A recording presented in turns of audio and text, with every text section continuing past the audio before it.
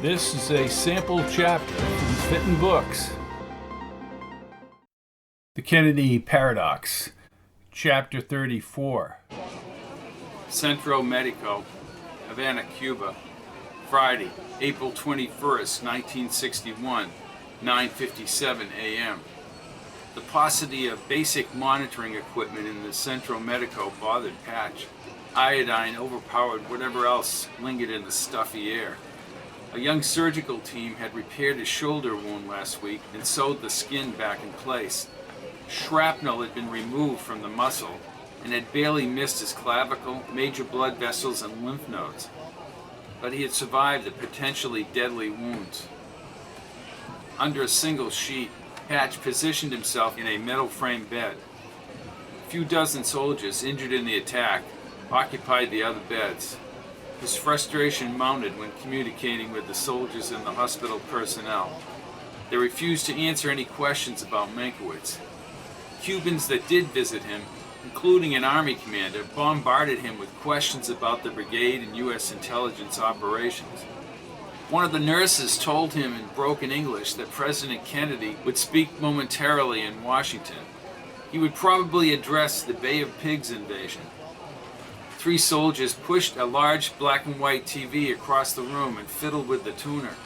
They connected a brown wire to the back of the set. WCKT Channel 7 in Miami appeared on the black and white screen, and someone announced they were switching to a feed from Washington, D.C. Patch pushed his way up the flattened pillows as the soldiers walked from the room. Numerous Cuban interrogators told him the brigade invasion had failed. After capturing hundreds of men, Castro went on the radio to dramatize the great victory over imperialism. "Kennedy having a news conference?" asked Mankiewicz from the doorway. 2 soldiers accompanied him. "Ray, you're alive!" "I made it through to the winning side, Patch. I was personally questioned by Castro himself at the sugar mill." Patch glanced at the TV as Mankiewicz squeezed his hand. "Patch, you were badly injured. Carlos saved your life. How are you doing?" Patch carefully couched his answer because of the brigade members having been brutalized in the interrogations at the sports stadium. "Just a little busted up. Been questioned by everyone from a lowly private to Major Alvarez, head of the army. Well, he spoke to me also. He's tough but fair." "You said Castro spoke with you?" "He did, in a little office at a single desk with a phone. Then he went out front to fight. Apparently, Carlos spread the word about me because of what you said. The commander sent me to Havana. They want to keep me under a rock till I get to Russia. I lost my weapon in the swamp, and then Carlos jumped me. I tried to convince him I wanted to defect. A mortar exploded, and I prevented him from being killed. Here comes the president." Mankiewicz turned as Kennedy stepped up to the podium at the State Department auditorium. Gentlemen, I have several announcements to make. I know that many of you have further questions about Cuba. I made a statement on that subject yesterday afternoon. We are continuing consultations with other American republics. Active efforts are being made by ourselves and others on behalf of various individuals, including any Americans who may be in danger. I do not think that any useful national purpose would be served by my going further into the Cuban question this morning. I prefer to let my statement of yesterday suffice for the present. As Kennedy spoke about world hunger, Mankiewicz faced Patch. "I've already met with Higgins. He has a fair competence, but he does not have my knowledge or your knowledge. They questioned me for hours about my scientific prowess. Now they know. And I haven't seen Carlos, Ray. I'm told he fought bravely at Playa Largo." "You mean he's dead?" "No, he will be decorated by the commander. He single-handedly led his men against the brigade. They sent him somewhere in the country to recuperate. I told them how you and I worked together, and I was told that you've told them that also. We'll both do fine in Minsk, Patch. Of course, we'll do our part." Can you tell us anything about your talk with Vice President Nixon last night? I brought Vice President came to the White House at my invitation, and I informed him of, brought him up to date on the events of the past few days. So when do we leave? Soon. Eric Bornheim is making arrangements for the Russians to fly us out of here. Great. I can be the next Yuri Gagarin.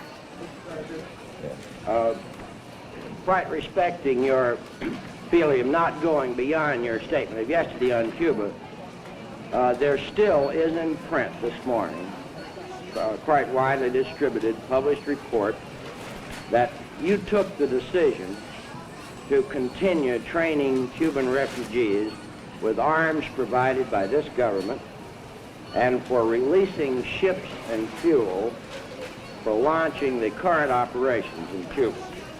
Furthermore, this report says that you reached this decision against the advice of Secretary Rust and Mr. Bowles. Now, is this true? I think that the facts of the matter involving Cuban will come out in due time.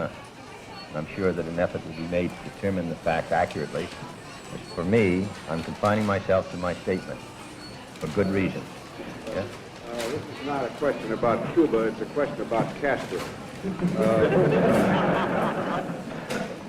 Could you tell us whether any intelligence that you have received can shed any light on the reports that the Prime Minister has been incapacitated, that he has not been heard from since Monday or Tuesday, or reports to that effect? No, I cannot. I saw some, I think, references on the ticket this morning that Mr. Castro was seeing some members of the press today. So I suppose we will have a better idea of that later on. I would like to see my friend Carlos again. I understand. Mankiewicz signaled to the door with his eyes. No doubt they were listening to the conversation. And time marches on. There's an old saying that victory has 100 fathers and defeat is an orphan. And I wouldn't be surprised if information is poured into you in regard to all the recent activities. But I will say to you, Mr. Van Oka, that I've said as much as I feel can be usefully said by me in regard to the events of the past few days. Further statements, detailed discussions. I'll say this, Ray, said Patch. Kennedy took responsibility for it. Chatter in the hall on the arrival of 5 additional Cuban soldiers in solid green uniforms with rifles drawn sent Patch's heart aflutter. They formed a semicircle around the bed and stared like animated toys. The lean Major Alvarez smoked a Tiparillo as he marched ahead of a lanky crew-cut man in olive military garb. Alvarez had a thick dark mustache that tapered into a trim beard. He wore a tiled green beret, and his dusty military uniform showed he did not spend his time behind a desk. Although his interrogations were intense, he always had a ready smile. "How are you feeling, Captain?" "Better, thank you, Major." Alvarez nodded and shook hands with Mankiewicz. "And I trust you are well too, Professor." Yes, I am." Alvarez introduced the man with the dark crew cut as Dr. Stephen Higgins. Patch recognized him from the photos from the boat. Higgins smiled and shook hands with Mankiewicz. "I don't believe we've met, Dr. Mankiewicz," said the light-haired Bornheim, now smooth-skinned and 25 years younger. "I am Eric Bornheim." "I am Mankiewicz," he said, shaking Bornheim's hand. "This is my associate, Patch Kincaid."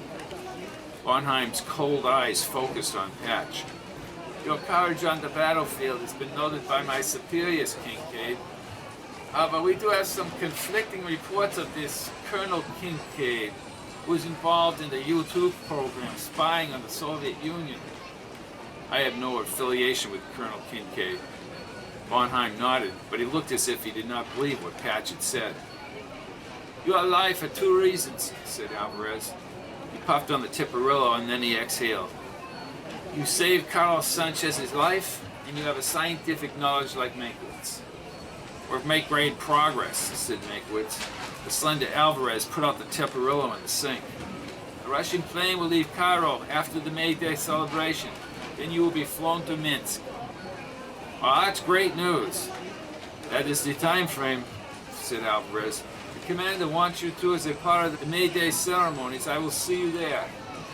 "And then off to Russia." "Exactly," replied Alvarez with a smile. "Fine with us, right, Patch?" Patch looked at Mankiewicz. Doesn't matter as long as we're paid well. Bonheim shook his head. Such devoted revolutionaries.